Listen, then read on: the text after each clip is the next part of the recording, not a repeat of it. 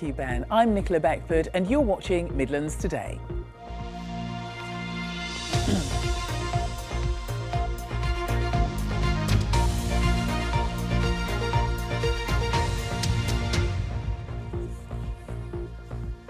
Hello, good afternoon.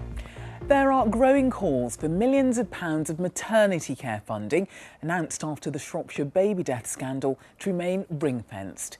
Parents have written to the Health Secretary after it emerged that individual health boards can now decide where to spend the money.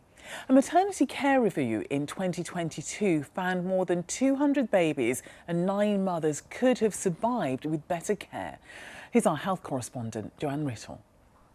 Adam Cheshire was left severely disabled after acquiring an infection following his birth at the Royal Shrewsbury Hospital.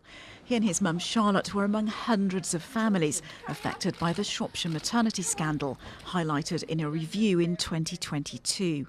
Now Charlotte's fighting again, adding her voice to concerns over changes to the way maternity funding is allocated.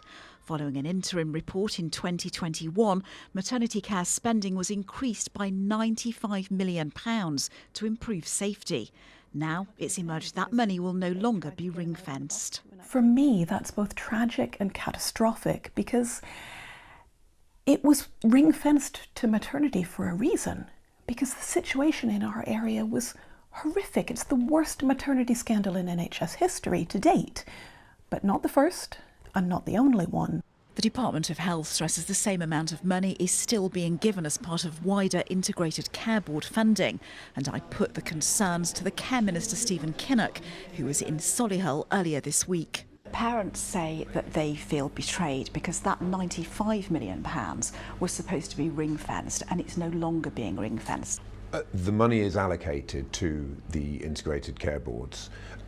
They are best placed to determine how best to manage care across their areas, and there will be greater needs in some parts of the country than in others.